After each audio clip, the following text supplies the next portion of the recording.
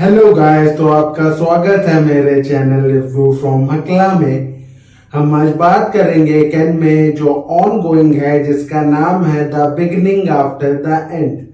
Season 2।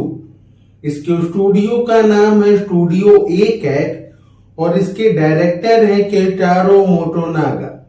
इसका भी episode 11 आया है जिसका नाम है द किंग सेलिब्रेट्स। तो देर न करते हुए हम इसकी स्टोरी पे आते हैं। इसकी स्टोरी चालू होती है, हीरो और नोबल का सामना हो रहा होता है, तभी उस किंगडम की प्रिंसेस उन्हें आके सेव कर लेती है और उसके साथ उसका भाई भी होता है और वो उनसे पूछता है वहां क्या हुआ, और सभी नोबल्स झूठ बोलने लगते हैं जिससे हीरो उनके ऊपर हंसता है। जो राजा के गार्ड को अच्छा नहीं लगता, वो हीरो पे या अटैक करने उसे रोकने आता, पर वो हीरो की पावर देख के शॉक होता है और फिर हीरो का अंकल सब कुछ एक्सप्लेन करता है। तब राजकुमार उनसे जानना चाहता नोबल से कि उन लोग किस फैमिली से हैं, और जब उसे फैमिली के बारे में मालूम चलता है तो वो कोई भी भयंकर फैसला नहीं देता है। इससे हीरो नाराज होता है और वहां की प्रिंसिपल को एक तरह से कॉल करता है, और जब उसे भी उस नोबल फैमिली का नाम पता चलता है, पहले तो वो एक्सपेल नहीं करना चाहती, लेकिन जब हीरो उसे कहता अगर वो चाहती है कि हीरो एकेडमी ज्वाइन करे तो उसे एक्सपेल करना होगा, और वो ऑन द स्पॉट एक्सपेल कर देती है, जिसे देख के सारे लोग शॉक होते हैं और उन लोग अपने अपने घर जाते हैं। तभी प्रिंसेस हीरो से फिर मिलना चाहती है और हीरो उसके लिए हाँ कहता है, और हीरो उसके बाद अपना घर जाने के लिए रेडी है क्योंकि वहां पार्टी होनी है, उसे सेलिब्रेट करना है। और उससे पहले राजा और सभी राज्यों के राजा ने आके ये अनाउंसमेंट की है कि उन्होंने एक दूसरा कॉन्टिनेंट ढूंढ लिया है, लेकिन उनके पास अभी वो टेक्नोलॉजी नहीं है जिससे वो वहां जा पाए। और फिर उन्होंने सबसे पावरफुल 6 लोग एक तरह से रखे जो जिनकी पावर बहुत ज्यादा होगी और साथ में उनके पास अथॉरिटी भी होगी। और हीरो को एहसास हो जाता है उसमें से लूकस का भाई है, और हीरो समझ आता है सारे लोग उसे क्यों रोक रहे थे लूकस और उसकी फैमिली को डिस्ट्रॉय करने में। फिर हीरो की बहन का बर्थडे चालू होता है, हीरो उसके साथ डांस करता है और हीरो उसे सबसे बेस्ट गिफ्ट देता है जो पूरे वर्ल्ड में सिर्फ वही 2 हैं, और उसके बाद एपिसोड खत्म हो जाता है। तो हम बात करते हैं इसके रिव्यू की। ये जो एपिसोड 11 आया है ये बहुत ही इंटरेस्टिंग लगता है एक तो मुझे, क्योंकि जहां से ये एपिसोड चालू होता है उसमें ये तो एक तरह का हमें डाउट होगा कि नेक्स्ट जो राजा बनेगा वो हीरो ही होना चाहिए, होगा भी, क्योंकि इसमें इन्होंने जो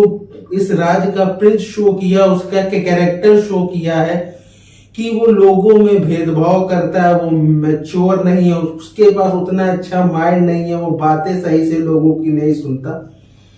तो ये जो सारी उसकी चीजें दिखाई गई उससे हमें आइडिया है कि ये जो जब अगर राजा बनता है तो बहुत ही फालतू राजा बनेगा, और हो सकता है हीरो उसे राजा पद से हटाने के लिए और हीरो को ही राजा बनना होगा। तो इस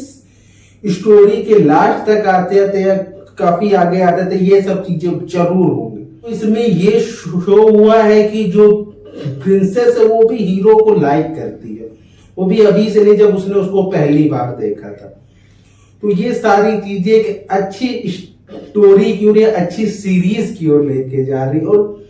हीरो का जो कैरेक्टर है, हीरो जैसे सारी चीजों को समझता है वो इतने अच्छे तरीके से शो हुआ है कि अगर कोई एक्सपीरियंस व्यक्ति वापस जन्म लेता और उसकी अपनी मेमोरी याद है तो कैसे बिहेव करेगा, जो इन्होंने बहुत ही अच्छी तरीके से शो किया है। फिर उसके बाद वो हर चीज को लॉजिकल वे में देखता है, और पार्टी में भी जब गिडियन उससे हेल्प मांगने आता है क्योंकि उसे लगता है उसके पास बहुत ज्यादा आइडियाज है,